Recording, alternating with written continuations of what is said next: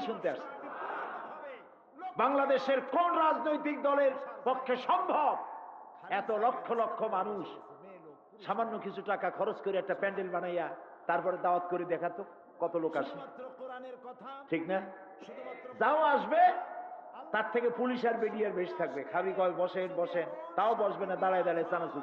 তাহলে ওই আল্লাহর আইন যদি রাষ্ট্রীয়ভাবে চালু হয়, দেশটা জান্নাতের মতো হয়ে যাবে। বিশ্বাস হয়? বিশ্বাস হয়?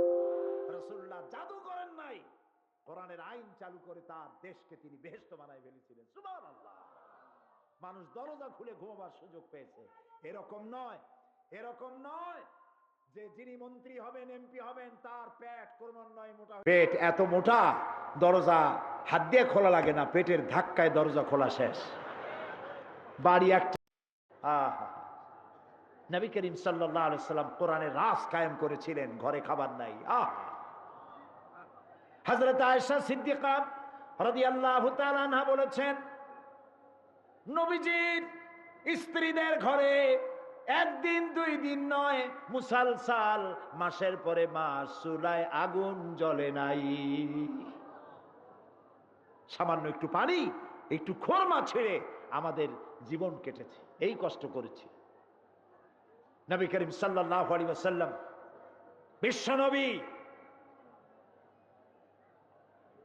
ঘরের ভিতরে শুয়ে আছেন।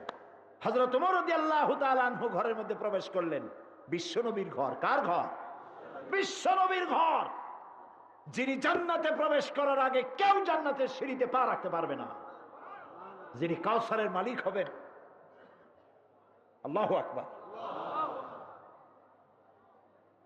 সেই নবী সঙ্গে দেখা করতে গেছেন হযরত ওমর। ঘরের এদিক ওদিক তিনি তাকালেন, হযরত ওমরের চোখ দিয়ে পানি পড়া শুরু পড়ে গেল। আহারে, বিশ্ব নবীর ঘর।